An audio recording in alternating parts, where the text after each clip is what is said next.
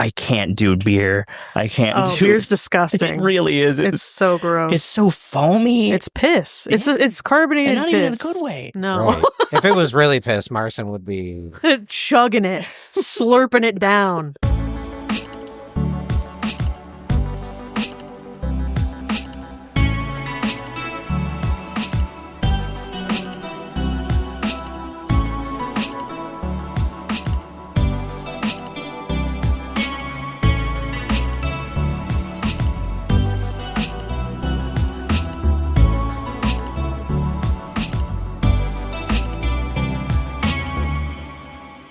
Hello, Jasons and Melissas, and welcome back to the fourth and final season of Rewatching Home Movies, a weekly watch-along podcast where three friends break down the 1999 animated series Home Movies. My name is Tim, and I'm obsessed with home movies. My name's Adele, and I am a home movies newbie. My name is Marcin, and I've never seen home movies. Home Movies Season 4, Episode 11, titled Definite Possible Murder. Original air date March 21st, 2004 on Adult Swim, written by Brendan Small, Bill Broaddus, and cast, directed by Laura Bouchard, and produced by Jack Ferriolo. Synopsis for this episode: Brendan thinks the new neighbor could be involved in some suspicious behavior. Meanwhile, Coach McGurk takes a bartending class. Bum, bum, bum. Definite possible murder. I don't know if that's a reference to something. Yeah. They say it. Yeah, they say it. Oh, so it's titular. Yeah. Yeah, they say in the episode. It's a little late in the game to be doing the title voices for the title, like speeches. I don't know how to talk. Well, they did it with those bitches try to cheat me. Yeah. It's like they're starting this new trend, like very late. Well, did they not say "get away from my mom" in the first episode? True. Damn. Good point. Hey, sorry. Yeah, it's sorry, good. I'll go. No, that's very, very good. I'll go fuck myself. No. Guys, we can all go fuck ourselves. Separately. But before we do that, let's jump into the creative corner, shall we? The creative corner, of course, is something in the realm of creativity we're consuming or producing that we want to bring to light, so... Creative corner. Totally do.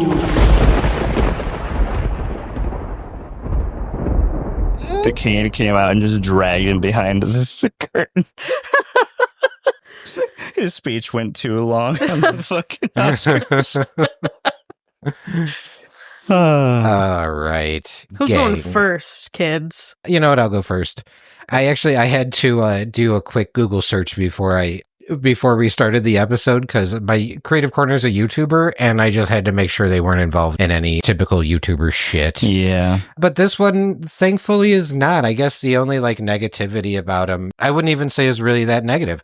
So my creative corner this week is a YouTuber. He goes by Kit Boga. And what he does is, for years, he basically gets those scammers that are like, oh, your computer is messed up, call this number. And scammers with computers, they've been doing this for years. And traditionally, how they get it is one thing, but basically what they're trying to do is they're trying to gain access to your computer via a virtual desktop or a team viewer kind of thing.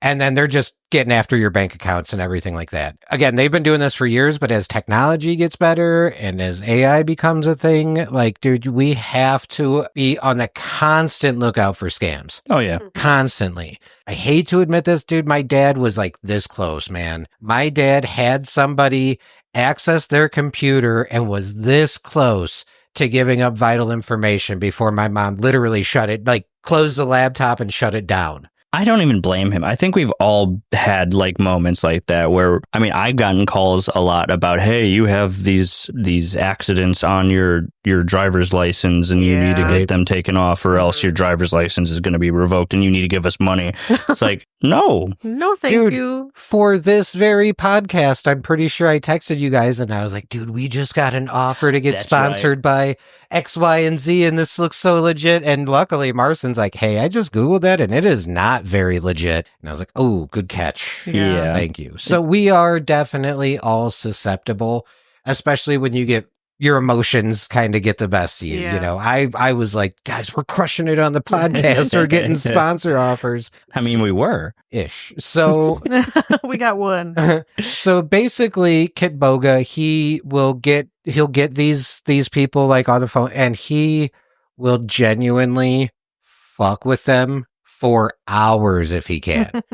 With his whole thing being, the longer I can mess with these people, that's the less time they're actually going after and scamming people. So I guess the only quote unquote controversy attached to this gentleman was like 6 or 7 years ago. Somebody is like, hey, is it really that ethical that this guy is, I guess, by and large scamming scammers, but then using that and monetizing it? And the general consensus was, well, I mean, again, he's keeping these scammers from actually scamming people. And dude, his videos are super entertaining. Oh, yeah. Yeah. Like super entertaining. I think I have, if it's the right YouTuber I'm thinking of, it's the one where he like pretended to be a grandma and then He has a voice changer and he has a lot of different characters. yeah, and he But yes. stole all. Why would you do this? Yeah. Why would you do that? Because typically what he'll do is he'll quote unquote get like the Apple iTunes gift card or whatever they're looking for. And then when they're like, okay, send it to me. And she's like, what? Put it in my iPhone? Activate it? And they're like, no, what are you doing? If it's the same YouTuber, the one that I've seen is when he can access the cameras at the scam sites. And Damn. then be like, I'm sorry, you're wearing khakis right now and a striped shirt. And you see the guy just start looking around. Yep. Oh, it's scary. He had Ooh. a whole video where he was calling the scammers by their like actual names. Damn, that's Yeah. wild. Yeah, that one's scary. Yeah. Yeah. So it's Kit Boga. I think it's just that KITBOGA. And he's all over. He'll stream on Twitch. He's got a lot of YouTube channels.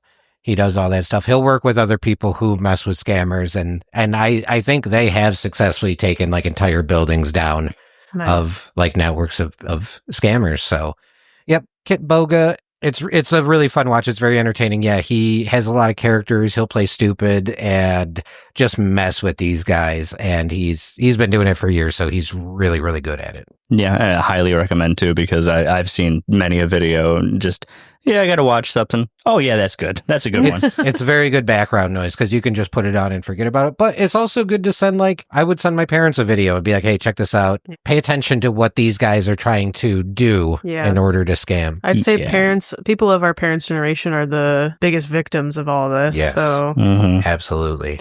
I mean, it's become a business to steal from old people. And scammers because be scamming. yeah, and because then not only are they doing it, but there's little to no repercussions for these actions, apparently. So, Why would there be? so I think that's the move: is inform yourself, entertain yourself, and I think Kit Boga is a good start. And then once you start watching him, you'll start kind of stumbling across all the other people who do similar things. And yeah, sometimes they will get together and kind of team up and really go after these scammers. So yeah, very interesting stuff. Kit Boga, and that's on Twitch and on YouTube. Nice. Very Love it. good.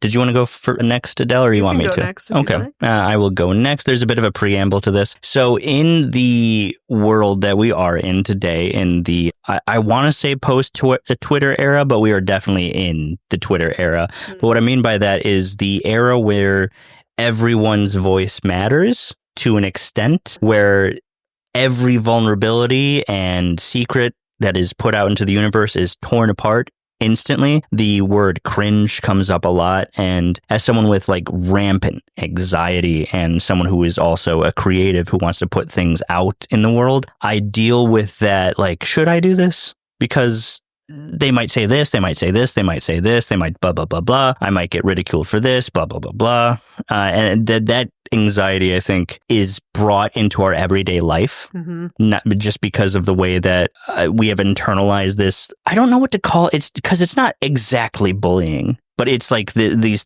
thought process to avoid getting bullied. Yeah. Like, because everything will be torn apart, because everything has been turned into a chance to take a joke, to take a stab at somebody, to bring them down. Because Scrutinize. yeah, exactly. Yeah. Everything is being scrutinized. And this isn't against cancel culture, because there's a huge difference in that. Absolutely. But this is just the fact that I know so many people who want to try things, but are so afraid because they're afraid of the comments, or more more to the point, they're afraid of failure. And again, we have all internalized this thing. So every time you're about to put something out or say something, you're thinking about it, and you thinking about it makes you question it, and then makes you falter, and then makes you not want to even try. So that being said, my creative corner is a poem.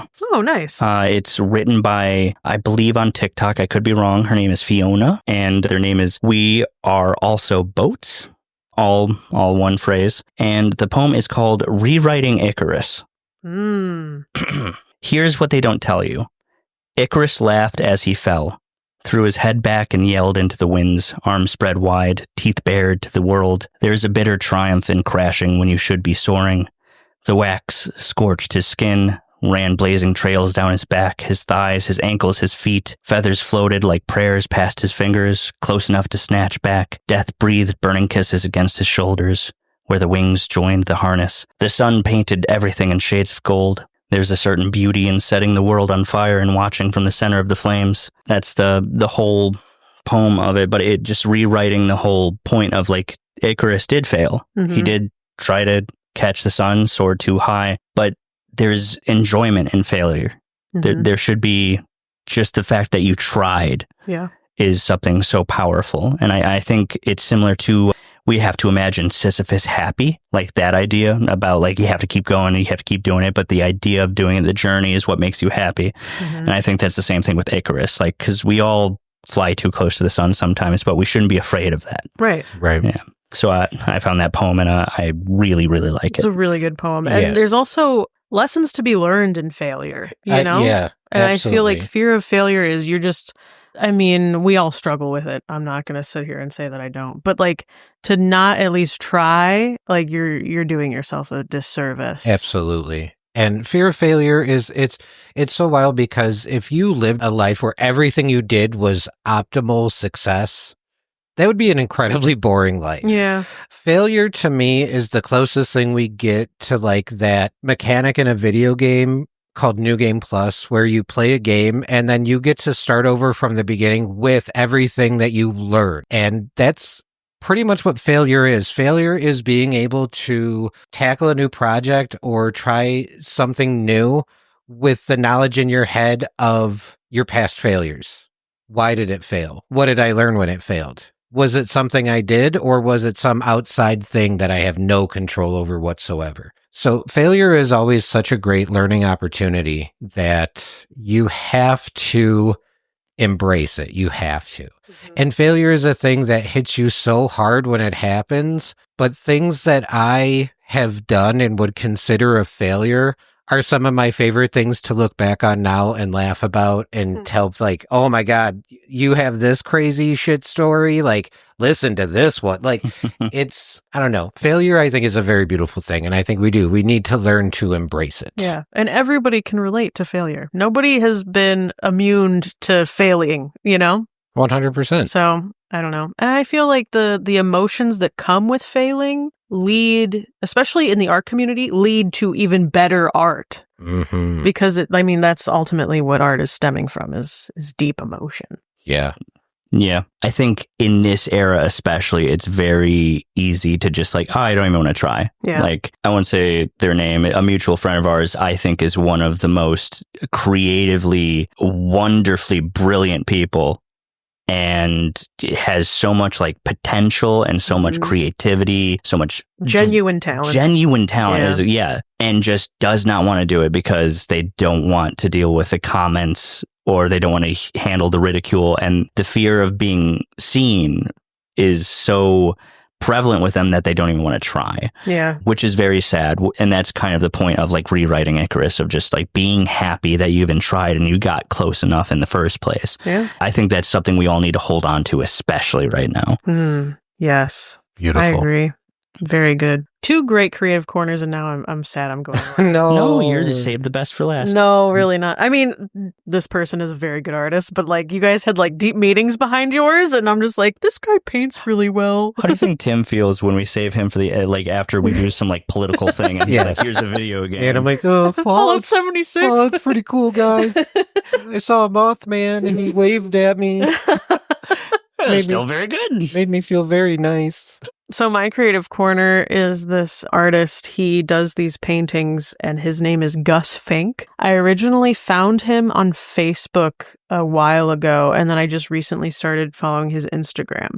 But I'm a sucker for not just like paintings, but paintings that have text in them or like little messages to read. And that's like his MO. And his imagery is very like dark, a little twisted, a little morbid, but it always has these like very positive real messages written in them. And there's one that I really like, and it's this like scary demon face thing, but it says, if you can't discipline yourself, then you're already dead. And like that shit just like hits me right in the gut because at the end of the day, our only responsibility in this life is ourselves. And if we can't discipline ourselves and if we can't keep ourselves in check, then what the fuck are you doing here? What are you doing here? And so like that kind of messaging is just really good. There's a lot of like darker themed like romantic stuff he does. There's a lot of like more existential stuff he does. I see this one right here where there's a tall man in a hat smiling with a heart in his chest and the moon behind him, and it says, I live for the moonlit chills. Yes. It's a lot of like spooky imagery. That's my thing. There's this one, it's based off of Alice in Wonderland, and it says we're all mad here, but it's very like dark and spooky and very like very much, it's more leans into the video game kind of aesthetic of Alice in Wonderland. Reminds me a little bit of Phantom of the Opera, but like the 20s version. Yeah.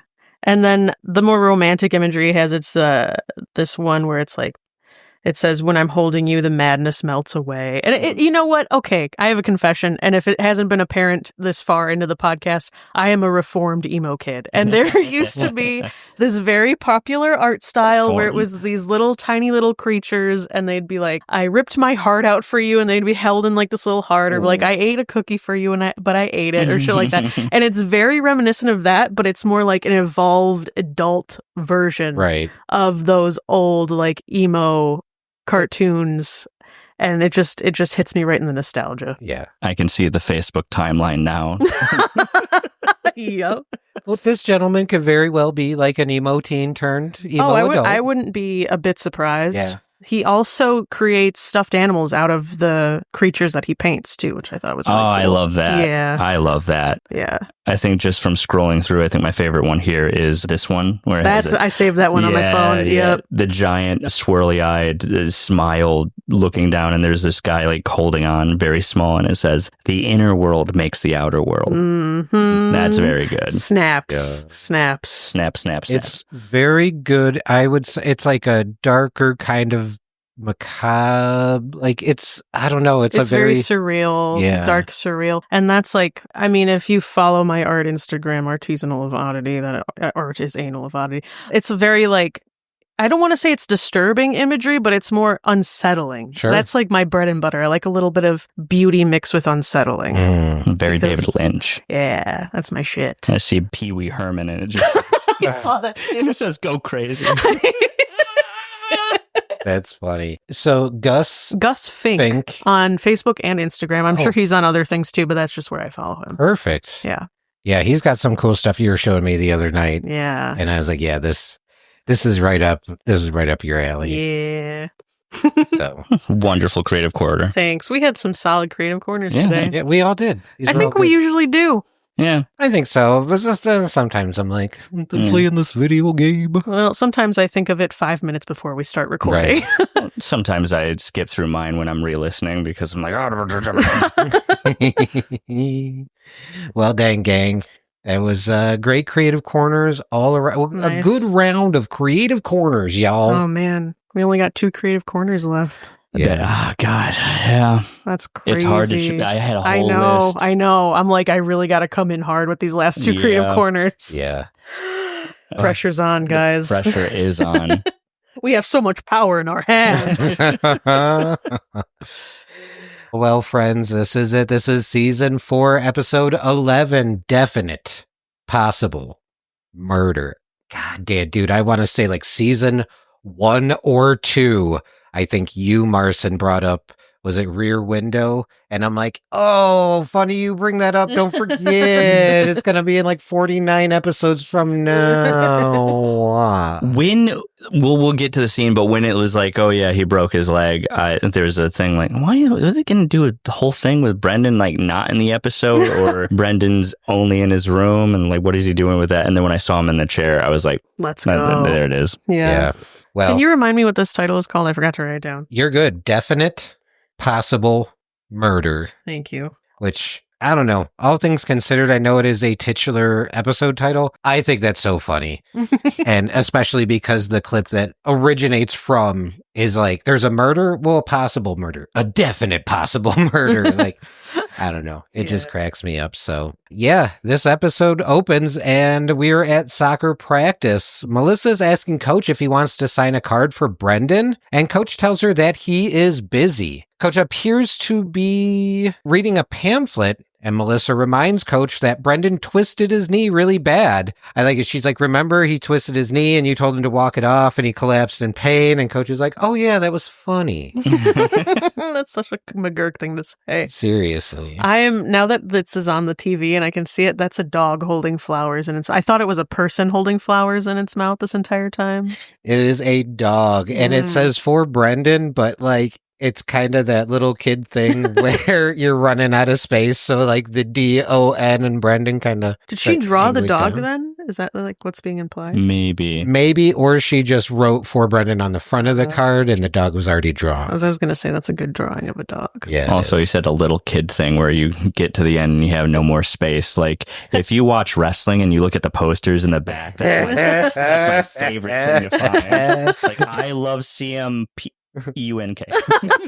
There's like a random small E. You're like, I don't know what that is in reference to, but okay. Yeah. Coach goes on to say he's reading a very important pamphlet and he's working on getting his doctorate in the art of bartending or mixology. Certified mixologist. Yeah. Get this man on Alex Jones. Dude, I remember calling at a place I used to help run an open mic that is not open anymore. I remember I called the bartender once, a mixologist, and he's like, don't ever fucking call me that. Is that like bad? I have no idea. Is that like masseuse versus massage therapist? And when you told me the difference of that, and I was like, oh, I thought that was the nice thing to say. No. Oh. Well, Coach goes on to say there's a lot of training that goes into it. Melissa asks how long the training is, and Coach informs her that it will be 2 nights. But you do get a degree. Well, not so much a degree, but a certificate, but it's probably authenticated by the government. Probably, most definitely. Yeah. Did you guys see who was on the pamphlet? I was going to say, so on the pamphlet is the bartender that inevitably ends up teaching the course, but to his left and right are 2 blonde women, and one of those women, I'm fairly certain, is an Adelberg. Oh. I think they're both just based off of the motif that they have with the purple, blonde, red lipstick. And it would make sense that they're models. Yeah, I wouldn't be surprised if they were both Adelbergs. Yeah. And now that you mentioned they're both probably models, yeah, that makes sense why they're in like a brochure for a local bartending class. When we get to this character, which I completely forgot his name, I don't think he has one. He's just bartender guy? Yeah, I think bartender guy. Mr. Guy. Yeah. I guess you could technically call him Rob for rules of bartending. For take your money. Yeah, exactly. Yeah. Well, Melissa asked Coach if he's going to quit soccer, and Coach says, yeah, eventually. And he's like, why does that make you sad? And she's like, yeah, a little bit. And he's like, you like this? So Melissa asks him again to sign the card. So Coach takes the card and asks how he should start it. And Melissa tells him, oh, usually it'd be something like, get well or blah, blah, blah. And Coach says, okay, I'll start it like this. What's up, idiot? See, that shows real friendship between men. Yeah. Yeah. Well, when he finishes writing, he writes love. And then Melissa tells him not to scratch it out because it'll look bad. So he changes it to loan and then adds a PS. Going to bartending school. So when you get old enough, come by my bar, buddy. Love. Just embrace the love. Yeah. Cloud chaser. So at this point, Melissa takes the card away. So now we're at the small residence and we see Melissa and Jason walk into Brendan's room and he's surprised to see them. Melissa asks if she should put the homework on the pile and then informs Brendan that she brought him a card. Got the whole soccer team to sign it. So Jason says that he signed it even though he's not on the soccer team. So if we do pause the card, we do see a lot of signatures, including Melissa, Fenton, Walter, and Perry signed it together. We see Jason's autograph there. We have Angela. I think she was the one from the school play. I'm just a girl. Yeah. I see a Paul. I see David at the bottom. I wonder if that is our good friend David Sanangelo. Oh, I thought it was David, the guest we had. Oh, it could have been him as well. David, last name redacted. Yeah. And then at the very bottom, we see Happy Birthday from Jeremy. Classic Jeremy. Classic Jeremy. I like that Fenton keeps the get well, Bren. Yeah, that's Yeah. so sweet. It really is. I think Fenton has a secret sweet streak for sure. I think he's just in love with Brendan. Probably. Absolutely. Yeah. Probably most definitely. Well, Melissa points out that not everyone remembered that he hurt his knee. I like it. Brendan's like, I heard it pretty badly. I almost cried. And Melissa's like, almost. Pretty, very nearly. Yeah. Oh, I think this is the most I've ever related to Brendan ever. When I Yeah. watched this for the first time, like that you haven't left your house in a very long time and you're kind of stir crazy and just like, I think this is going on, guys. Like I've lived experience with that for sure. Yeah. The stir crazy, because when he was shaking, I was like, get this man to a hospital. I thought he had like pneumonia or something. Yeah. Well, it definitely gives me the like staying home from school sick kind of vibes, but extended Yeah. a little bit. He's got fucking eye bags the entire episode and yeah. Did you guys, when you were in school, if you were out sick, would they send your homework home with somebody else or would you just get it the next day at school? We'd get it the next day at school. Yeah, They would send homework with my neighbor, my brother. That's small town shit. Yeah. 100%. No, because nobody lived near me. They would have to send like a hobbit to come to A my carrier house. pigeon. Yeah, no, I just got it the next day and then I just didn't do it. Yeah. Yeah. It's very much the same reaction as Brendan, where she's like, do you want me to put it on the pile? He's like, Yeah, I'll get to him. Yeah. So Jason gives Brendan a gift, which turns out to be his father's electric razor.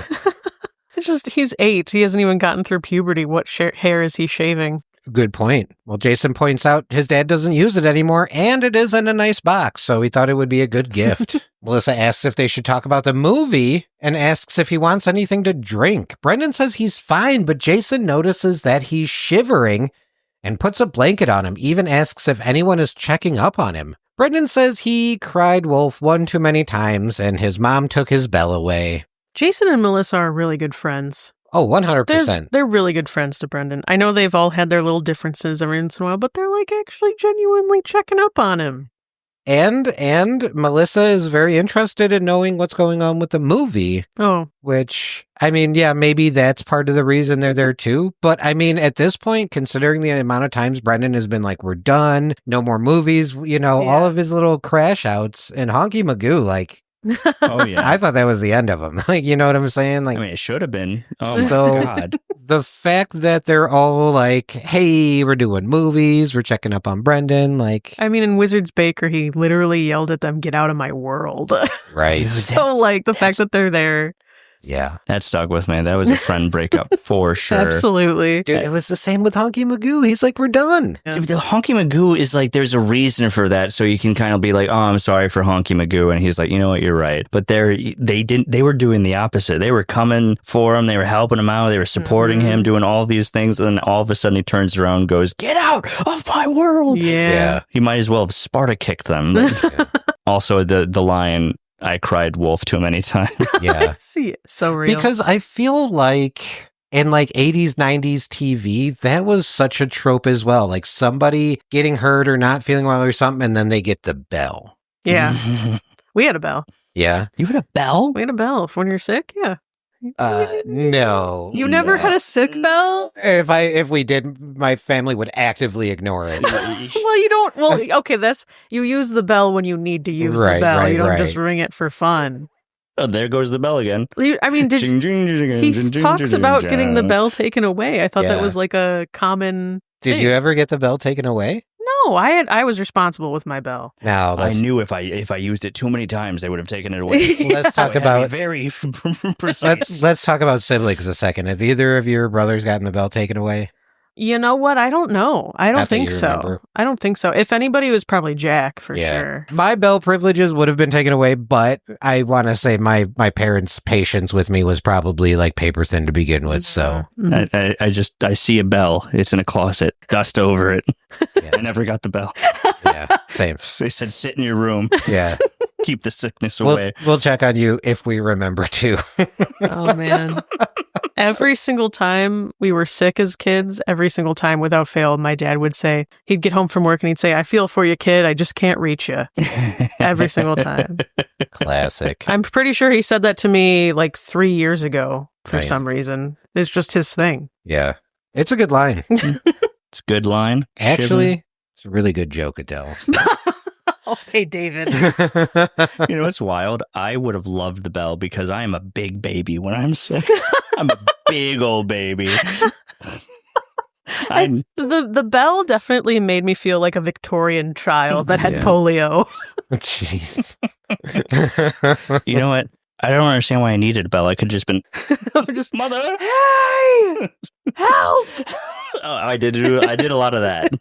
Mostly to planes as they flew by. Ah, yes, SOS. Melissa suggests that they crack a window, and Jason points out, yeah, it is a little stuffy in here. Wee-ow. Right away, Brendan and Melissa ask him what he said, and Jason explains that's his new saying. He invented it, and he asks them if they like it. Melissa says not really, and that's when Brendan has the realization they should just shoot the entire movie in his bedroom. Melissa even asks how they're going to go about filming a movie about a talking horse in his bedroom. She tells Brendan the idea is crazy, and immediately Brendan asks them if he just called him crazy. Did you just fucking call me crazy? Don't fucking call me crazy. You know what I'll do? I'm fucking crazy. I'll show you fucking crazy. I'll do some crazy ass shit if you call me crazy. This is me holding back. Well, now we're at bartending class, or ROB, which stands for Rules of Bartending. Now, we see 4 rules clearly written on the board. The first rule is GBTB, which we do find out means go beyond the book. Number 2 is AFA. What does that stand for? All ferrets, Alaska. Yes, I think that's right. Well, everyone knows all ferrets, Alaska. But number 3 is BBLYCBS. Do we know what that is? Are you laughing at the BBL? No, CBS. What's it mean? big boy, love your cock and balls. Is that what it means? No. I genuinely wonder if there are sayings that are attached to these letters, because number 4 is LBBYITC. Well, the first letter is G, and the next one is BTB, AFA, BBLYCBS, LBBYITC. Did you get all that? What number are you on? 2. What number are you on? 17. So the instructor is going on to explain that they use colored water for the drinks because it's much cheaper than alcohol. Literally, as soon as he says that, Coach spits out the water and asks, where's the real alcohol? So the instructor points out, obviously, you were not listening. We use colored water at the beginning and not real alcohol yet. So the instructor goes over the first rule, which is GBTB, which stands for Go Beyond the Book, and tells everyone that book that you bought, get rid of it. This guy, to me, feels like other dimension McGurk. Like he just seems like McGurk from Enough for the Undifferent World. I honestly thought they were going to get along so well. Right. I put their kindred spirits. They really are. Yeah. It's so funny because the teacher at the bartender class is voiced by Brendan, and he said in commentary, he's like, Yeah, there are some times where I'm just like, and my real voice it is. We're not going to change this very much. Is that what he's doing here? Basically. Yeah. He didn't get a name. He's just bartender, right? Yes. I thought it was Rob, but now I figured out it's acronym. So now I'm just going to call him what I call him in my notes, which is Major Chip Hazard. Ah. He looks like a younger Major Chip Hazard. Yeah, Rob is on the board, but stands for Rules of Bartending. It cracks me up because when he says, those books you got, get rid of them. Literally everyone else is like, okay, and just tosses them. And McGurk is the only one that's like, wait a minute, you made us buy these books. I paid $35 for this book. That's a lot for a book back then. Yeah. That's like a $50 book now. That's a lot for a book now. Yeah. And he said he paid what I wrote it down. He's paid $145 for this class, which means it would have been $250 now. Knowing McGurk, he included the price of the book with the price, but who knows? The instructor goes on to say the second rule, AFA, and when asked what that stands for, he picks up the book and starts thumbing through. So McGurk again speaks up with a question and asks how to make a Manhattan. The teacher says they'll get to that because in this class, it's not about just mixing the drink. Any old Joe can do that. And Coach specifies he wants to know the ingredients of a Manhattan. And the instructor says they'll learn that later on. So I think this is when Coach kind of loses his patience. He asks if there's going to be another teacher. And the instructor explains, nope, we're stuck with each other. And Coach then asks if he can get his money back. I like this bit so much. The instructor flips for the book before he informs Coach, no. But this is very reminiscent of the Skunkwood Derby when Mr. Linden's in there like, when's the spaghetti dinner? And he like flips through and he's like, oh, next Saturday. It's like, why would this information be in this book? I would say it right here. Also, are those real names of like drinks? Sex on the Beach? Oh, yeah. Manhattan? Oh, yeah. Sex on the Beach, Manhattan, yes. But there's a scene later on where Coach is looking through the book and he's like, Sex on the Driveway. So I don't know if all those are real drinks, but I know Sex on the Beaches, and I think there is an alternative Sex on something else. My mom was a bartender.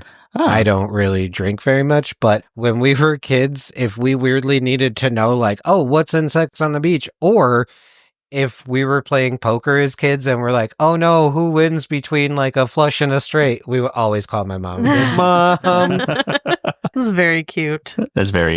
I didn't know your mom was a bartender. Yeah. Oh, yeah. Have you guys had any of those like special drinks? Because I've never had like special drink. I've never had Sex on the Beach. I've had like Long Island iced teas, screwdrivers, old fashions, mimosas, sangria. Yeah. I've had a mimosa. I know a Long Island iced tea is the one that everybody tells you to be careful with.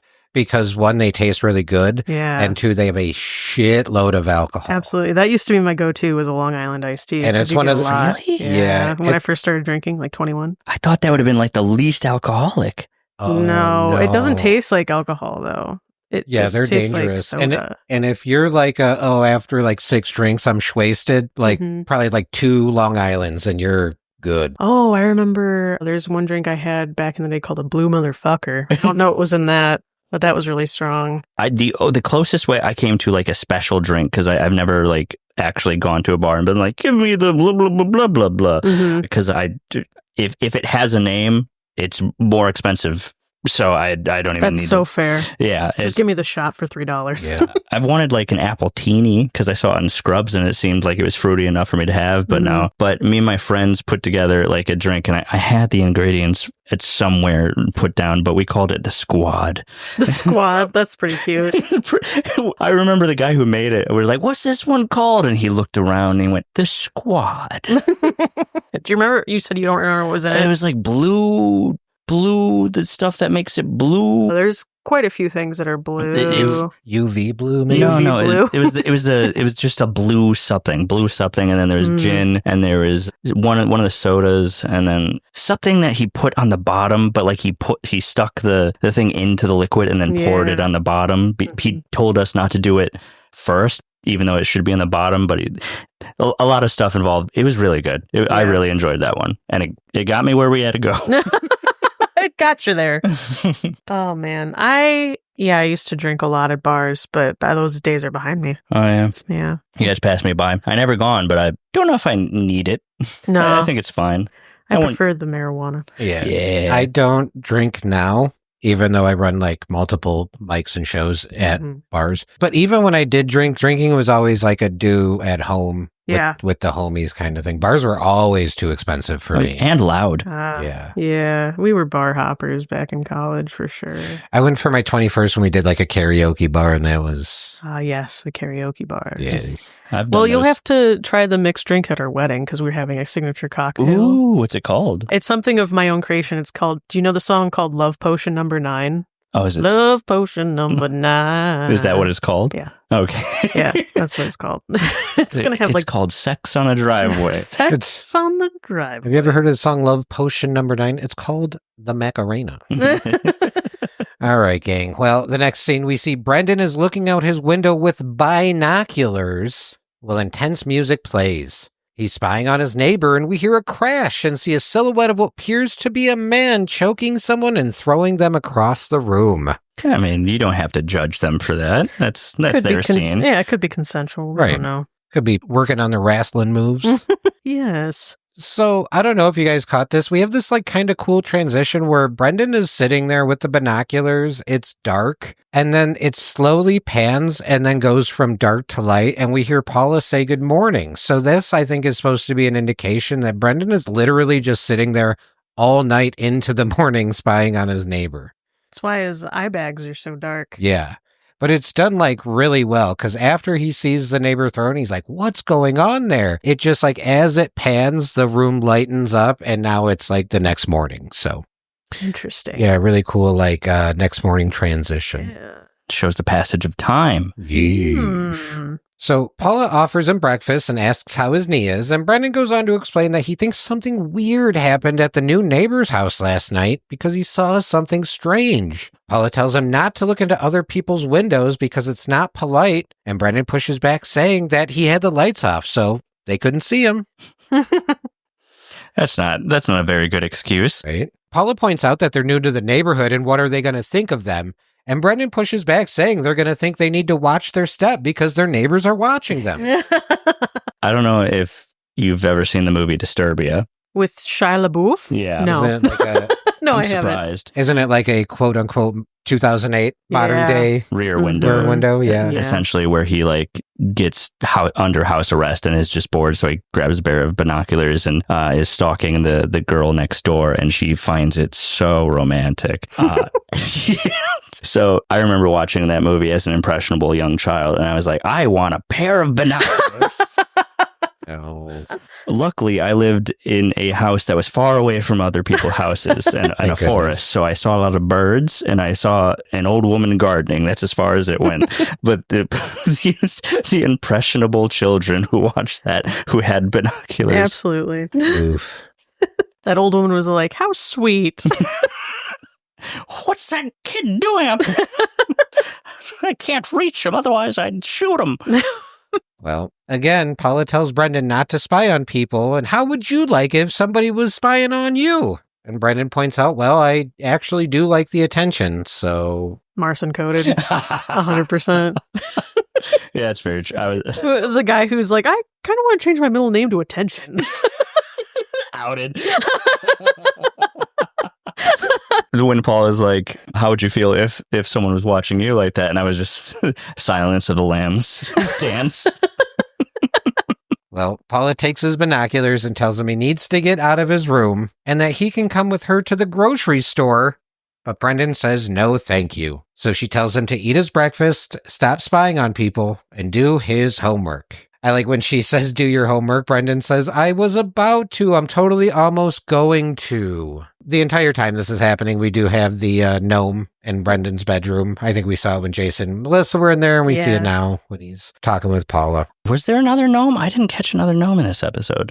I don't think so. Besides the one from in the bedroom? No. Yeah. No, I didn't see anything. Yeah, Damn. I mean, we'll check as we go. There might have been one maybe in the background when they were filming the movie about the horse, but I don't think so. Yeah, I think they had enough in the shot. They're like, yeah, that's fine. Yeah. Paula leaves and tells Brendan not to spy anymore. And then literally the second she leaves, Brendan takes out his camcorder and starts spying with that instead. Now we're at the grocery store and it's Paula and Josie. Paula gets approached by a man who asks her if she knows where the Parmesan cheese is. So Paula explains that she has kids, so they call it shaky cheese, and directs him to the spice aisle. The man introduces himself as Raymond Burley. Raymond is obviously voiced by H. John Benjamin. You know what this guy reminded me of? Who's that? The camp counselor from camp. Yeah. Oh. I looked it up, and their character design is hauntingly similar. Yeah. The camp counselor has like really gray hair, so in my mind, they're like related. I could see that. Yeah. So they do say later in this episode that he is a teacher, or do they call, I think Paula calls him a professor. Professor, yeah. Yeah. So that makes sense to me because he does have kind of that like pompous air about him. Yeah. Like their mustache, like the way they're like, it's essentially the same person, just has a different hair color. And the Yeah. shape of the face, too. Mhm. Yeah. The frown, the perma frown. So, Reminded me of a bullfrog. Oh, yes, absolutely. you know what? I'm going to say, yeah, let's nail it in as canon that this guy is related to the instructor at Camp. Camp Campingston. Mm-hmm. James Cameron's best friend. Yes. So Raymond goes on to explain he believes he moved into the house behind Paula. And I like it. Paula kind of nervously is like, oh, yeah, my son, Brett, yeah, welcome to the neighborhood. So she was going on a little bit of a mental journey there as she, realizes this is the guy that Brendan's been spying on. Well, that's when Coach McGurk approaches with a handful of groceries. There is a specific type of person that refuses to have a basket when they know they're going to have a bunch of shit. And they're again, just carrying it all. like the pompous Raymond Burley, when Coach refuses to take a basket, Paula asks him if he wants a basket, and he says baskets are for wussies. And Raymond replies, machismo, the last gasp of the Neanderthal. If only he was right. So machismo is that kind of machoism. Oh, I don't need a cart. Carts are for wusses. And basically saying this machismo is kind of the last grasp of the Neanderthal, which again, Marcin, I wish he was right. Because that shit is still onward, still going. Yeah. And my problem is when I walk into a grocery store and I don't pick a basket because I think, oh yeah, I'm only getting 2 things. And then I start picking them up. I'm like, oh, okay. Oh, where's the nearest basket? Yeah. See, that's the difference. If you only think you're going in there for one item and then you end up coming out with more. If you know you're going in there for 10 things and you don't grab a basket, girl, get a basket. Yeah. A lot of times Adele and I walk into a grocery store and it's we got 4 hands between the 2 of us. Yeah. Is that enough? Nope, get a cart. Okay. So one of the things Coach is holding is a can that says soup with nuts. Oh. Which is a little shout out to Soup to Nuts Studio, aka Tom Snyder's studio. You've said before that H. John Benjamin hates doing scenes where he has to talk to himself eventually. And all it is just he's got a little bit of an accent on the other guy. Yeah. Yeah. It's not much. And it's just lower and more apathetic. Yeah. And like I said, a little more pompous. So when Raymond introduces himself to Coach and they go to shake hands, Coach drops some glass on the ground. So Paula goes on to explain that Raymond just moved into the neighborhood, and Coach goes on to wave, dropping yet another item. Coach immediately asks Raymond if he drinks, and informing him that he's going to bartending school and he's probably going to open his own bar.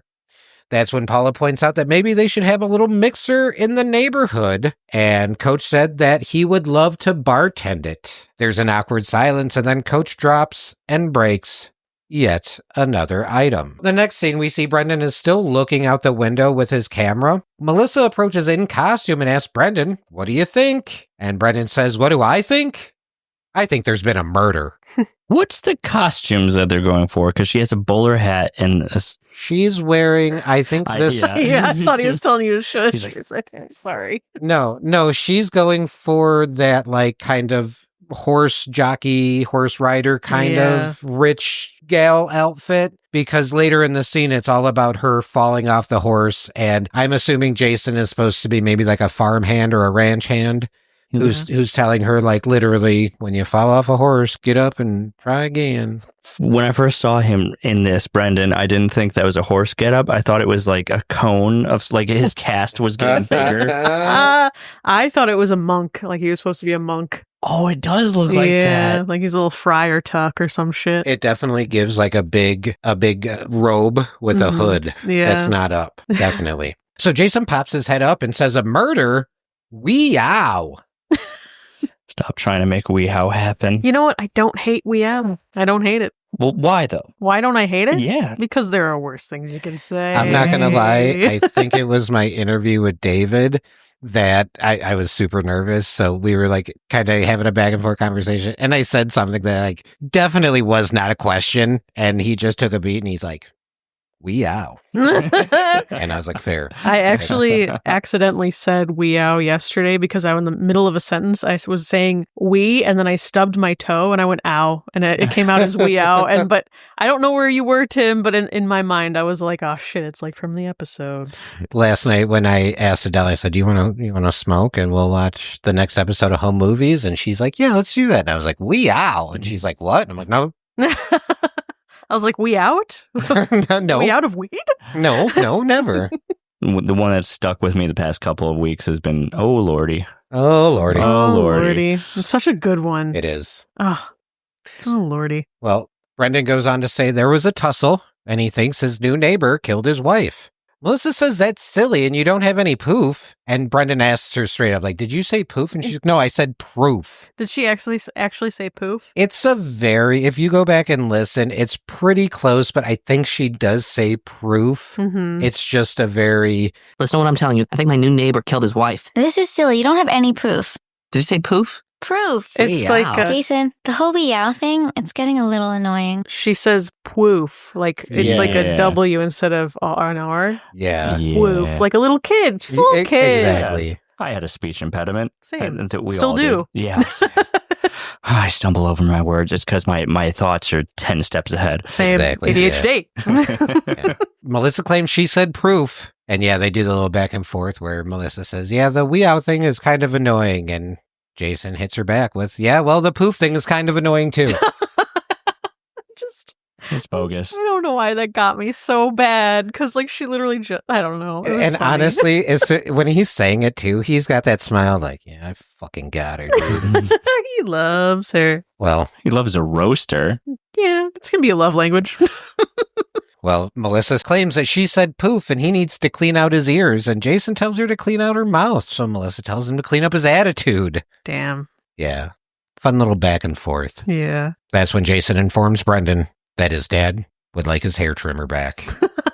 All right. So the next scene, we have Coach at home. He's trying to learn the mixed drinks, saying he doesn't need a stupid bartending school and he can teach himself. So he has what seems to be like flashcards. Oh, he quit. Mhm. Yeah. Oh, okay. Yeah. I didn't catch that part. You know what, though? In his defense, class was kind of bullshit. Yeah, it really was. Oh, yeah. And he saw through it. He saw through it immediately.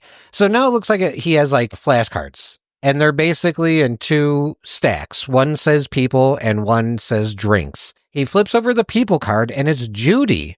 He then flips over the drink card and it's sex on the beach. Judy looks like another Adelberg. Oh, let me see. Judge Judy? Nope. Oh, it is an Adelberg. Judy looks a little Adelbergy. Yeah. Yeah, he reveals the drink card and it's sex on the beach. And he says, "I'll have that too." The real one. But the real one, you name the beach, and I'll have sex on it. Well, he then starts making the drink, and when he goes to test it, he says, "That's awful." He then has to make the next drink for the next patron, a kamikaze. He makes that drink, and apparently that one tastes gross too. Can I look up the ingredients for actual sex on the beach? Because this in the book says that there's chunky chocolate ice cream in it. That's That's sex on sex ice. on ice. Oh. Yeah. Yeah, that's what I'm saying. When he looks up sex on the beach, there's sex on ice, sex in the driveway, which I think sex in the driveway might be a real drink. I couldn't tell you because yeah. you tell me like sex on the beach, like, okay, this drink is like spicy and sexy. It's some fucking weird way. And sex in the driveway is like, hey, make sure no one's watching. I just looked up ingredients for sex on the beach, and there's peach schnapps in it. Oh, no, Yeah. thank you. That's I like going to be a big no peach, for me. but I don't like schnapps. I don't like fake peach flavor. Oh, That's not like peach rings. my brother had a secret peppermint schnapps that he kept in his room. Nice. he got really wasted one night and I had no idea why, but he smelled like peppermint. So I thought he was like brushing his teeth the whole night. Was it Rumpelmints? It's peppermint. It just smelled like mint and he was acting weird. I'm like, Dylan, you're acting weird. He's like, I just really like brushing my teeth, man. The thing I like about McGurk in this episode is that he's trying. Yeah. Like, normally he would just say, yeah, fuck it. But he gets flashcards. Yeah. He's got a dream. Yeah. It's to be a lifeguard, to be a bartender, to be rich. He makes that kamikaze and tastes it, and apparently that one is gross too. So he then claims he's going to make the house special and makes what he calls a yeast infection. So fucking gross. Which is rum and milk. He then mentions a dirty Frenchman, which is wine and olive juice. Did you know that some people put olive oil on their ice cream? That sounds European, and I don't want to be mean. It is very European, and I have never tried it, but I've heard that it's like a sleeper. Like, it sounds gross, but it supposedly tastes like really fucking good. Interesting. I mean, that's how I felt when McGurk kept taking sips of the alcohol. And he's like, that's gross. I'm like, that's alcohol. That's just what it is. Seriously. He liked the yeast infection, though. Why does he Me! My thing is, though, like, why does he keep... he always adds milk. I don't get that. He's a milk boy. He's milkman. We cut back real quick to Brendan still snooping in the neighbor, asking who moves furniture at 3 o'clock in the morning. And we see the neighbor is moving a large trunk, to which Brendan replies, "Weow." Stop trying to make weow a thing, though. So we see Coach again. He's wasted. He tries to make another drink that is whiskey, mustard, some ice, milk, some parsley, and a pimento he found on the floor. What is a pimento? Do we know? Yes, you do. As we all do. We all know, and I don't even have to Google. I wouldn't even have to Google something like, what is a pimento? I have no clue. I just know it's the little red thing inside of green olives. I think a pimento Well, we all know a pimento pepper, also known as a pimento or cherry pepper, is a mild, sweet, and aromatic variety of the chili pepper. I think Marcin was saying that we all shit. No, I was saying, what? That was the joke. I thought it was a Christopher Nolan film. Pimento? What is actually the Christopher Nolan film? Memento. Oh, I see. I'm going to have to call David and see if that joke was good, because I don't know. I'm not feeling it. It's not on the board. Yeah. I'm not going to give you credit yet. Brendan is talking to Jason and Melissa, saying if he thinks what he saw last night is still what he thinks, and the trunk he thinks there may be a body inside. Melissa tries to specify, so the person you think he might have murdered is maybe in the trunk you think you saw him moving. And Jason even asks if he saw anything that doesn't have the word think in front of it. To which Brendan replies, I don't think so. He thrusts his fists against the posts and still insists he sees the ghost. Because that's a tongue twister. It sure is. Yeah. I love that Jason's just like hugging a pillow. Like an anxious person thing to do. And I relate. Is that an anxious person thing to do? I think so. It's what I do when I'm feeling anxious. You just hug a little pillow and you feel better. This is a tangent. I saw a tweet that was like, can I come over and act like a scared animal until I get comfortable? So fair. So Jason goes on to say there may not be a trunk or a murder or a guy. Brendan points out that Raymond's car is gone. So if someone can sneak over there and see what's inside the trunk, then it would answer all the questions.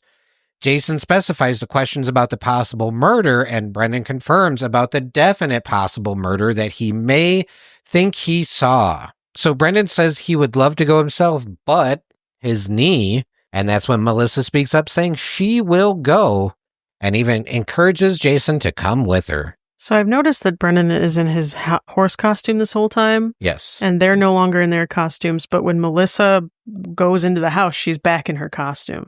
Oh. And Jason is back in his costume. It's like a That's So Raven disguise. Oh, yeah. So he's like, I'm not Melissa. Right. Honestly, I could see maybe the thought process being Melissa get into her clothes for the movie because they are like black clothes. Yeah. I could also see Brendan be like, hey, as soon as you get back, we're going to film. So maybe just get into costume now and save us a little bit of time. But hey, I also noticed this. So she breaks into this dude's house in costume, and then they go back to the kitchen. And when they're hiding behind Paula's legs, when the guy comes up to say that he's going to come to dinner, they're all back in their normal outfits. Is Brendan back? I don't I think he's in the horse thing the rest of the episode. I think he is. I really do. And I think it's just a lot of flip-flopping between the costume and their regular clothes. Yeah. I wonder if it was easier on the animators to just flip-flop versus the character designs. Totally, probably. Or I can see from my understanding of talking to a lot of the animators, it's like, one animator might have one scene and one might be doing a different scene. Yeah. And they maybe just a misfire on communication as far as like, hey, she should be in costume this whole time, or they're like, nobody's gonna notice. Yeah, it's not like somebody's gonna pick this apart in 25 years on a podcast, and then someone goes, "What's a podcast?" And they're like, "Oh, good point. It hasn't been invented by Mark Maron yet." Do you think we are like the archaeologists of digital media? We've unearthed this TV show from 25 years ago. This is my hope, that this podcast just kind of like lays dormant on the internet for about 25 years. And then somebody finds it and is like, oh my God. This relic. Yes. And then they do a podcast like rewatching home movies. They do a podcast about our podcast. Well, because the whole and then they pick us apart as people. I already do that. Yeah. Yes.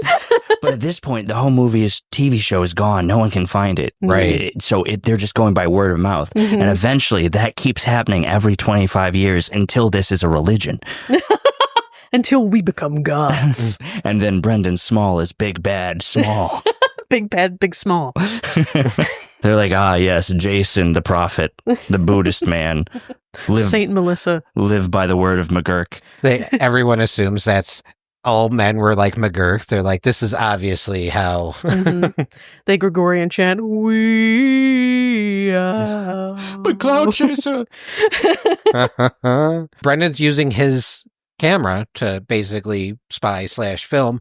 And Melissa is inside Burley's house. Brendan, talking to himself, asks, where's Jason? And that's when Jason says, right here. And we pull back to reveal Jason standing next to Brendan, eating some rice cakes.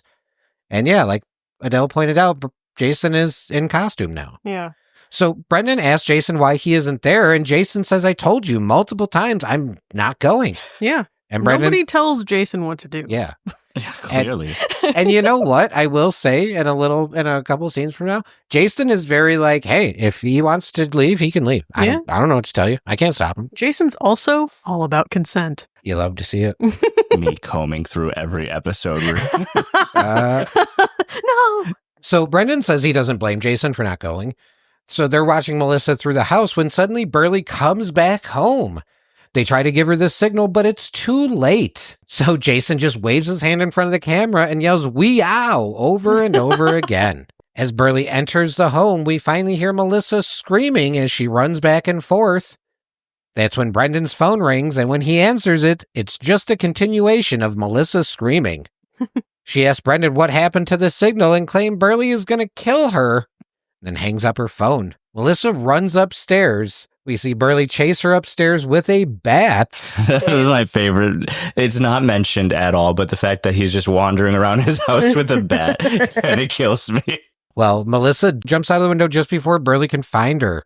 Brendan and Jason embrace, knowing Melissa has successfully escaped. So the next scene, we see Jason pulling the thorns out of Melissa's butt. That's usually the point in the young adult novel where the adventurers who are like helping the other person heal is like has some sort of romantic tension there. Yeah. But this here, is just sadism. Yeah.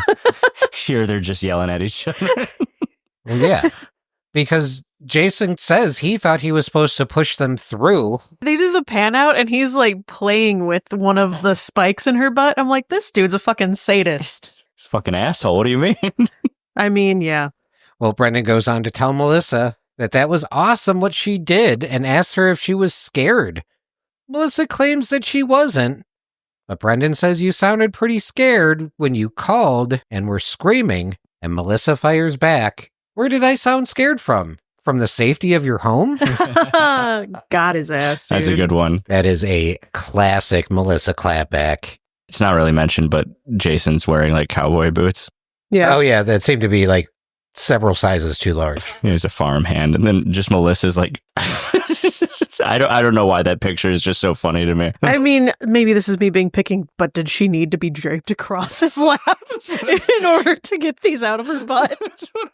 What was the conversation to get to this? She can't just be on a table and they're both helping. Right. Or she's just standing there. Yeah. That's fine. Yeah, It's fine. It made me giggle. It did. Well, this is when Melissa realizes she doesn't have her cell phone. And thinking back, realizing that it's on the windowsill from when she jumped out of the top window to make her getaway. Just an 8-year-old with a cell phone. No big deal. I mean, her dad's rich, so I Right. guess that checks out. I I think- think that's been brought up, right? Yeah, when Paula's car died. Oh, 3 yeah. cheers for Melissa's cell phone. And I'm pretty sure I said the same fucking thing then. I was like, an Yeah. 8-year-old with a cell phone. Yeah, I think we were both just like, no, don't give her the cell phone. It was more of an economic stance, I think, than it is Yeah. anything else. So, well, that's when Paula enters the room to inform the kids that they have a guest for dinner. And she opens the door to reveal Raymond Burley, and all 3 kids scream. My mom is dating a vampire. Yeah. Right? Uh, Well, the next scene, Paula's apologizing to Raymond for the rude reception. And guess what, gang? Yeah, this is the scene we're going to play.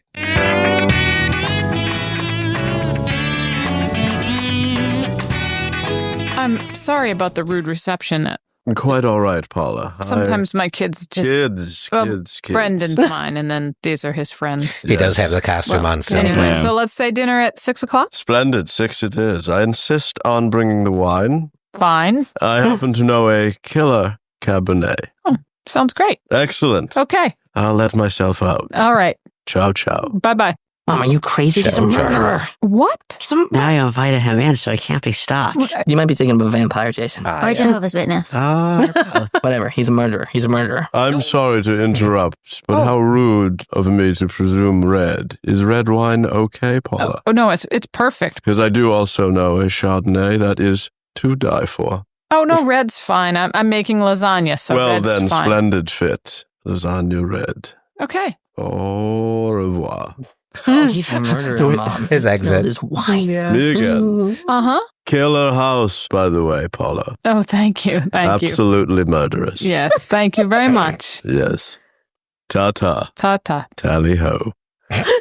Be ridiculous, Brendan. He's not a murderer. He's new in town, been married for 7 years. He's a professor, for crying out loud. Where's his wife now? She's Yeah. in Greece. Probably up to her neck in it. Greek. Her family lives in Greece. She's arriving in a couple of days. Mrs. Small, if you were married to someone for 7 years, wouldn't you have their picture on your night table? Well, Melissa, just my opinion, but some Greek women, they're not that attractive with the facial hair and all. Damn. Well, he doesn't. He doesn't have any pictures. Yeah. I'm Greek. How do you know? I'm Get her, guessing. Jason. Did you sneak into his house? Sneak is such a strong word. Wrong word. What, are you kids out of your minds? What Mom. were you thinking? Mom, cancel the dinner, please. Please, Mrs. Small, you have to cancel. Still a little bit stung about the Greek thing. I am not canceling the dinner. You kids are going to just have to stop Does he come spying and calm down and stop being so ridiculous. By the way, Coach McGurk's coming too. Coach really? Why? He wants to be our bartender. A lot going on.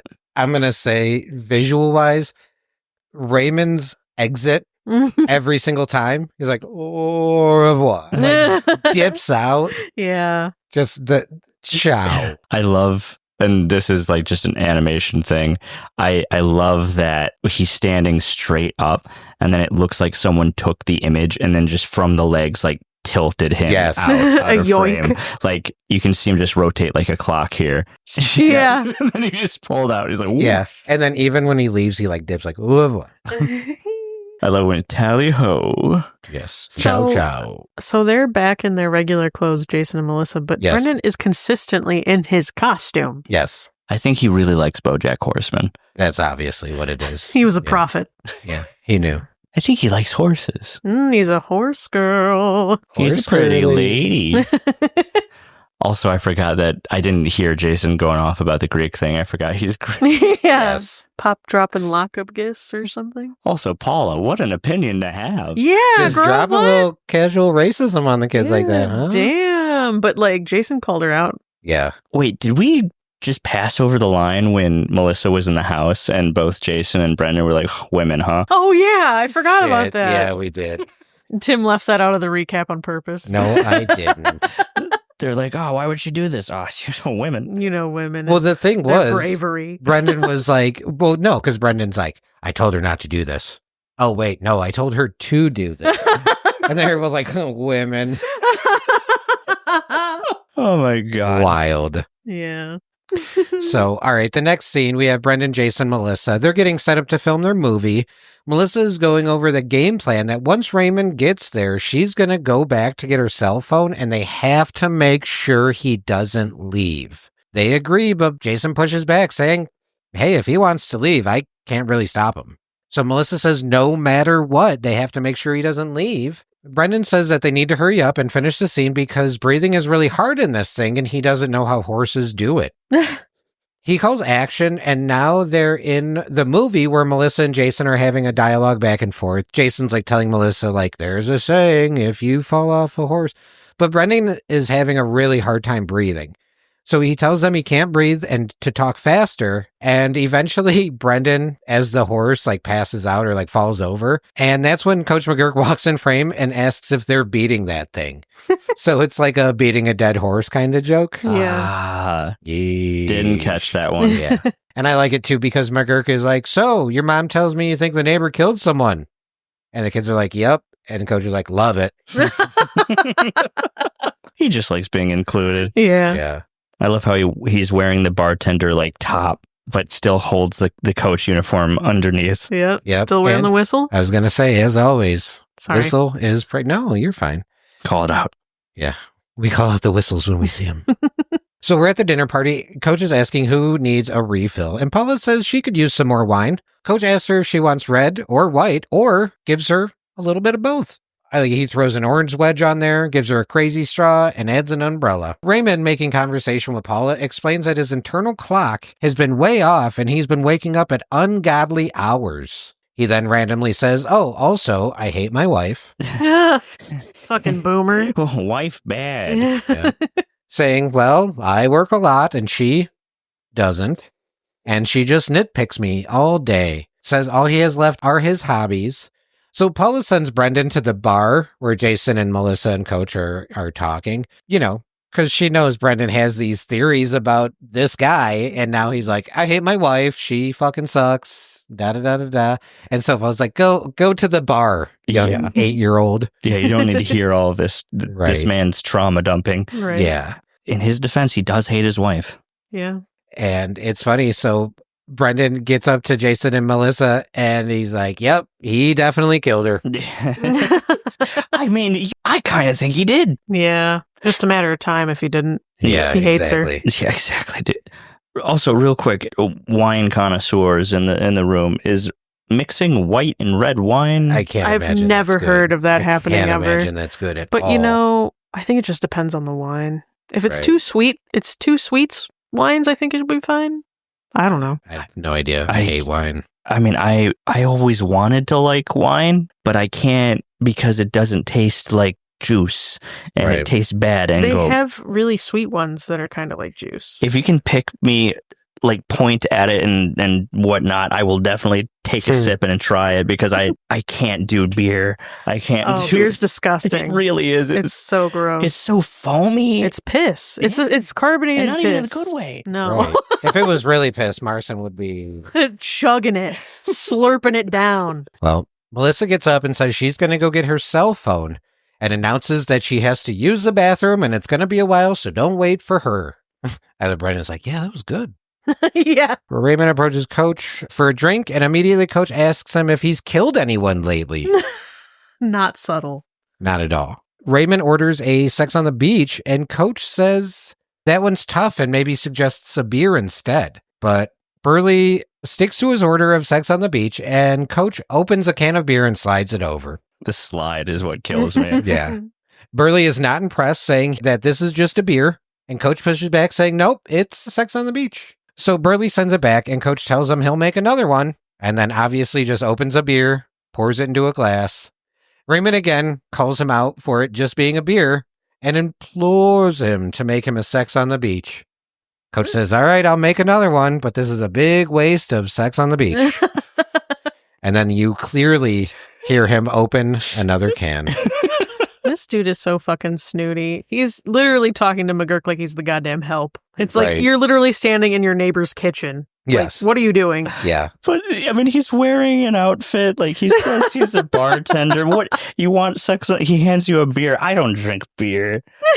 There's a level of understanding that you can order something from this man. I think it should have stopped when McGurk was like, I don't want to do that. And then this dude was like, no, you make this shit for me. I That's implore you. Implore you, sir. So randomly on the Home Movies Brendan posting, someone will post there was an ad once, some company, I don't remember which one, made a canned sex on the beach. And they'll just post it.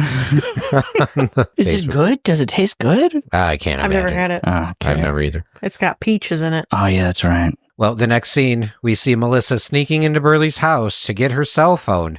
She looks back to see the infamous trunk. So now we're back at the dinner party. Burley says he's going to leave and thanks Paula for the dinner and tells her it was nice to meet your dirty children. Clocked him. I like how he's holding a glass of what is presumably black hole brew. Right. Or like something and milk. Yeast infection. Yeah. So when Paula asks him if he really liked it, Burley says no. Brendan is having like a side conversation with Jason saying Melissa's not back yet and they can't let him leave and they need a plan to keep him there. So Jason first suggests, let's kill him. And Brendan says, no, then we'll be no better than he is. So they decide to just grab his legs instead. Burley is obviously very annoyed and we cut back to Melissa opening the trunk. She gets the latches open and opens the top and we cut back to the dinner party where Raymond is obviously annoyed. They tell Burley to pretend to be their dad, and that's when we hear Melissa screaming from Raymond's house. So now Raymond enters the room with Paula, Brendan, and Jason. I love this part because Brendan is riding on Jason's back. Yeah, that's kind of cute. Oh, his leg's broken still, yeah. Yeah. His knee was twisted. His leg wasn't broken. I guess he did have like a cast or something on it, so. Yeah, I'm glad it's not broken. Otherwise, they would have put him down. Yeah. I guess that is kind of a funny thing that he's got a leg injury and he's playing a horse when traditionally that's the answer. That's the death sentence for a horse. Yeah. Oy. So yeah, Brendan's riding on Jason's back. This feels like one of those Renaissance paintings. It does, doesn't it? So we see a silhouette of Melissa just punching something in the dark, and Burley turns the lights on, and we see it's Melissa punching what turns out to be a ventriloquist dummy. Melissa apologizes and says she thought it was his dead wife's head. So why were you punching? And Brendan asks, why were you beating it up then? And Melissa says, good point. Paula profusely apologizes, saying that they're kids and they thought you murdered your wife. Classic kids. You know how they be. Yeah. So Burley calls him crazy, says he's going to call the police, but Brendan says, wait a minute, let me get this straight. You're a ventriloquist. And Burley starts talking with his ventriloquist dummy, Shim Sham. Fuck that shit. Oh, you don't like... No. If you wanna instantly freak me out in real life, bring a ventriloquist dummy into my presence and I will leave. Is it the head tilt? It's the human. It's not just puppets. Puppets are fine when they are specifically ventriloquist dummies. They freak me out. I can't do it. Did you watch Dead Silence? I've seen Dead Silence. Yeah. I have. But what did it for me as a child was Slappy from Goosebumps is what traumatized me. It's just not. It's not. I had a Dead Silence. My first boyfriend, he bought me that movie specifically because he knew I hated ventriloquist dummies. See, this is why I know. I would never. Yeah. Like that, knowing that, I'm really considering cutting it out of the podcast even. But like having that knowledge and being like, dude, she trusts me to never, ever do anything like that. I could never imagine. No, and that's why I'm marrying you. Yeah. And you don't torture me. And then Teresa will tell everyone about Ryan's fear of clowns. Everyone. The second they walk in, guess what? That motherfucker over there. We're going to have a surprise party for Ryan. Everybody dress up as a clown. How do you feel about Jeff Dunham? No, on so many levels, no. Yeah, that has little to do with the ventriloquism and everything to do with just being a genuine shitty person. Okay. Yeah. So, yeah, Brendan points out that when Burley is talking with Shim Sham, he is moving his lips. So Raymond and Shim Sham start doing the classic bits like, you're the idiot. Shim Sham's interrupting him. Brendan is amazed that they live next door to a ventriloquist, saying that he's going to be there pretty much every day watching this.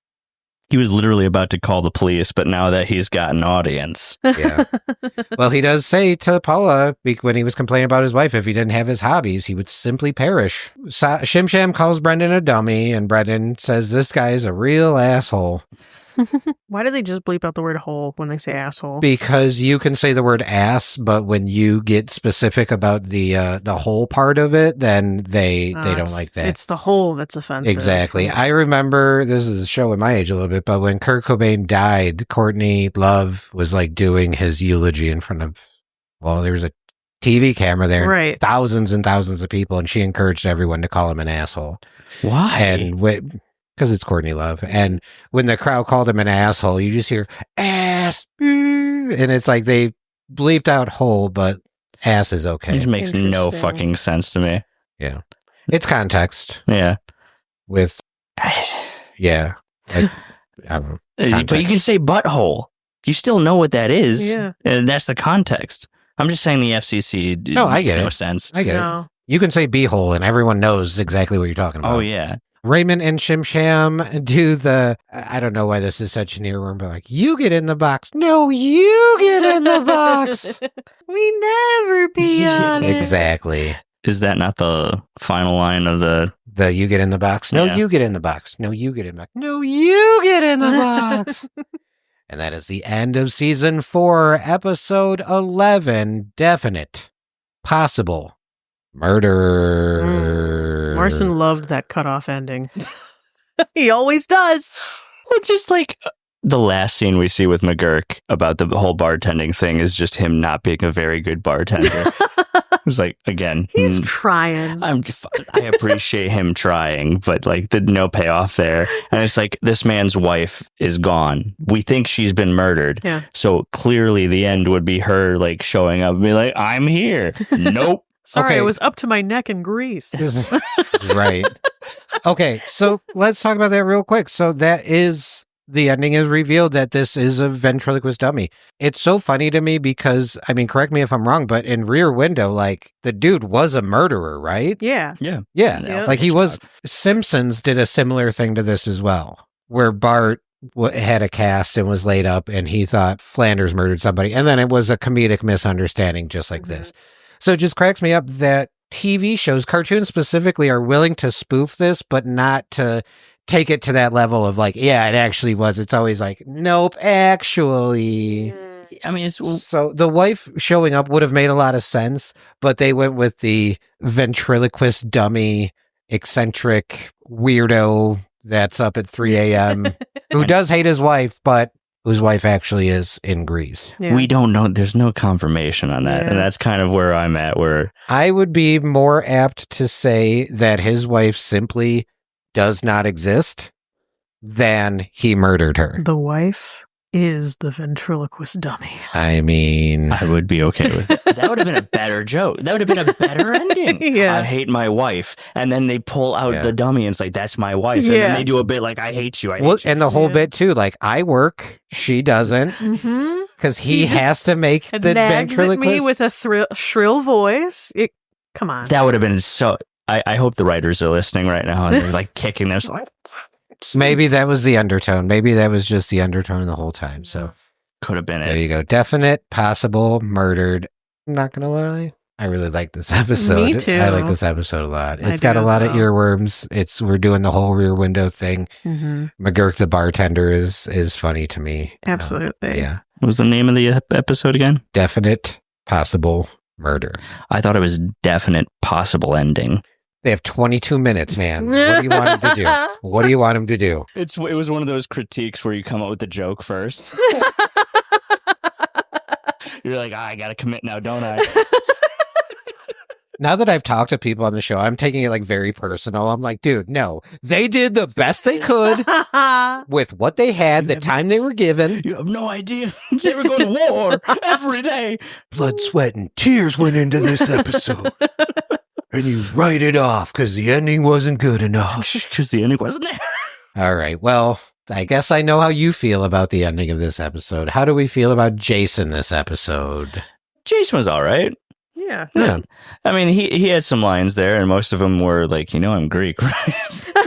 That was so funny. That was really good. Yeah. Especially because I didn't hear it the first time around. Right. I was too busy caught up in Paula's like, just in my opinion, I think Greek women aren't as beautiful. Like, whoa there, whoa. lady. And they definitely do the trope where, like, there's 4 people in that scene, and 3 of them are having a completely different conversation. And Jason's just like, I'm Greek. Yeah. Just let's just get it just real quick, and then the rest of it, he kind of just faded into the background a little bit for me. Weow. Weow. And then he was like, Yeah. poof. Poof. Or get enough of this What poof. else did he said something else. It was like, I told him I wasn't going in. Like, I wasn't going there. He stands on business. He believes in free will. Mm-hmm. He doesn't want to stop. He can't. He He was- was his own. He was big on consent with Burley. He's like, hey, if he wants to leave, That's true. He's a man of free will. I respect him for that. I'll give him a B plus. I'll give him a B Okay, plus. that's That not plus bad. is for the man of free will, and also I'm Greek, right? Yeah. Weow. Weow, indeed. Now, as far as the overall episode grade, who wants to go first? Or shall I? I'll go first. Okay. I really liked this episode, like a lot. Like I said at the beginning, like I related to Brendan's stir crazy moments of like, this shit's happening, guys. You got to listen to me. Like I related to that a lot. Rear Window was a staple movie in our household growing up. We were big Hitchcock people, so that was great. I love this character, this fucking snobby ass neighbor. He's really funny. It's just Melissa had that really good line. I'm just trying to think of all the fucking hitter things that this episode gave me. I'm giving it an S-.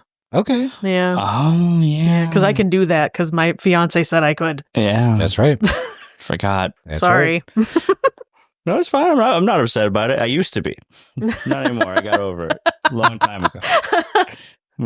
I'm an adult in my 30s now, so I've You've learned to changed. get over It things. feels that way, don't it? Marcin turned 30 yesterday. Yeah, it's rough. Even hearing it, it's like, oh, wow. Yeah. Meanwhile, I'm over here. I don't want to even mention how old I am.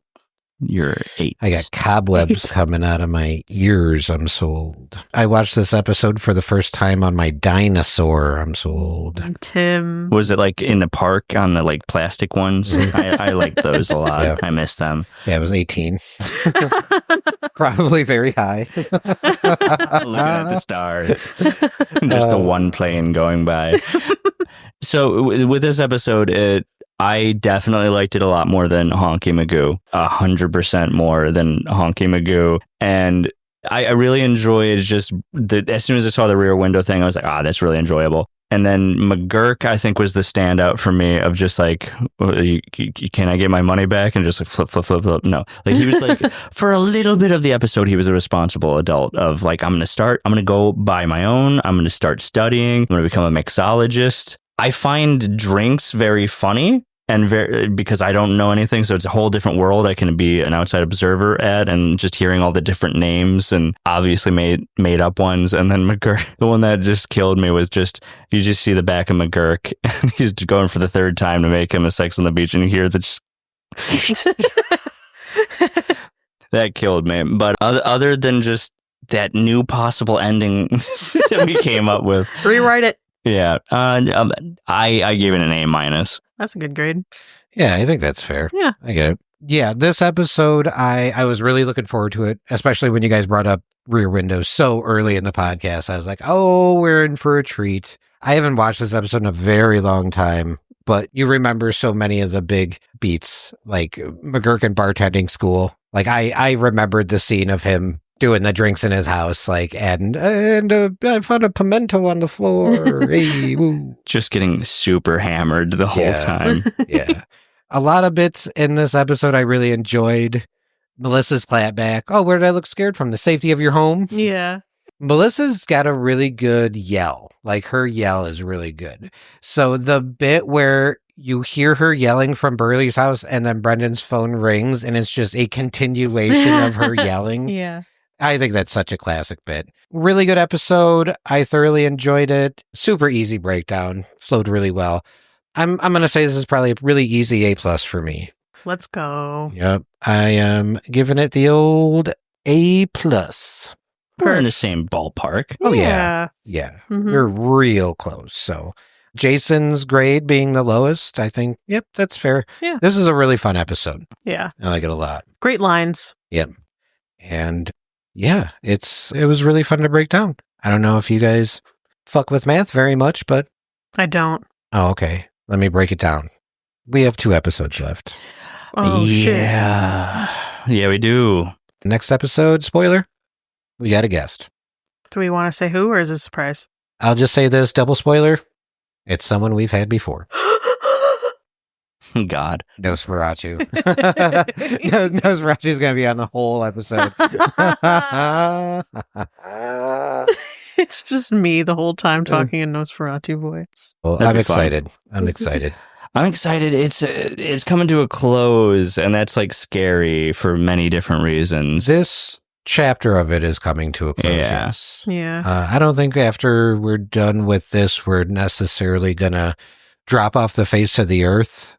I will predict we might disappear for a little bit, but we'll be back Yeah. in one way, shape, or form. Yeah. Maybe 2 ways, shapes, or forms. We'll see. Yeah. We've got some ideas, but like again, I think we still need to like actually sit down together and like really hammer home what we want this to continue to be. Yeah. Absolutely. Spotify comments are always open for suggestions. Yeah. So we have been getting an influx recently of people reaching out who are at the beginning of the podcast. Mhm. Someone just left us a 5-star review and informed me they're on like season 2, episode 2. And I was like, well, enjoy your review on season 4, episode 10. Yeah. Something to look forward to. Yeah. I mean, just the 2 episodes of home movies, which is a lot to take in, but we also have the tier list and then the breakdown of season 4 and then Yeah. We've got an interview to talk about. We've got another interview still to come out. And maybe even another interview after that. I don't know. Who knows? I don't. So, I like the idea of us doing a poll to see what people are wanting to do. Yeah. Yeah. I think we talked about it a little bit off screen of just like, well, obviously of like, if we wanted to do another show, if we wanted to do like a full creative corner thing.